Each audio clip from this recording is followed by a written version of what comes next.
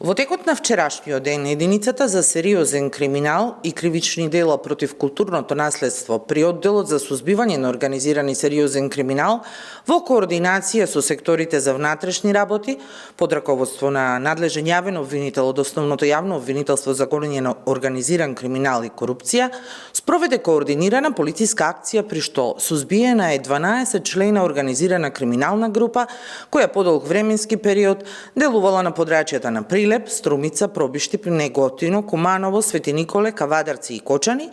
инволвирани во вршење на кривични дела против културното наследство и природните реткости.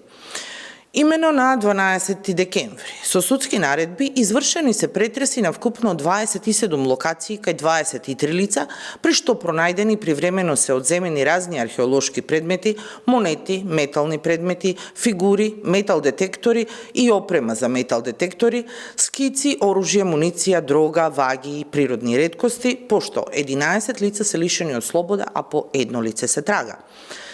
Единицата за сериозен криминал и кривични дела против културното наследство по спроведените претреси и пронајдените предмети, како и врз основа на претходно обезбедени материјални докази, во текот на вчерашниот ден против 12 лица на возраст од 27 до 58 години од Струмичко, Прилепско, Пробиштипско и Кратовско, поднесе кривична пријава поради постоење на основано сомнение за сторени кривични дела: злосторничко здружување по член 394 став 1, оштетување или уништување на добра под привремена заштита или културно наследство или природни реткости по член 264,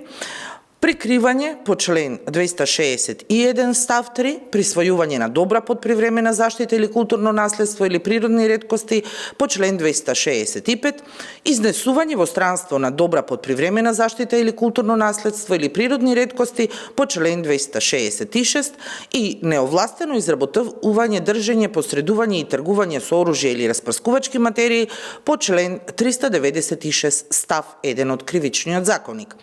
Пријавените СД и ЗА во периодот од декември 2021 до декември 2022 година со цел стекнување на противправна имотна корист создале злосторничко здружение за кое, како членови, за целиот временски период или повремено партиципирале останатите кривично пријавени лица.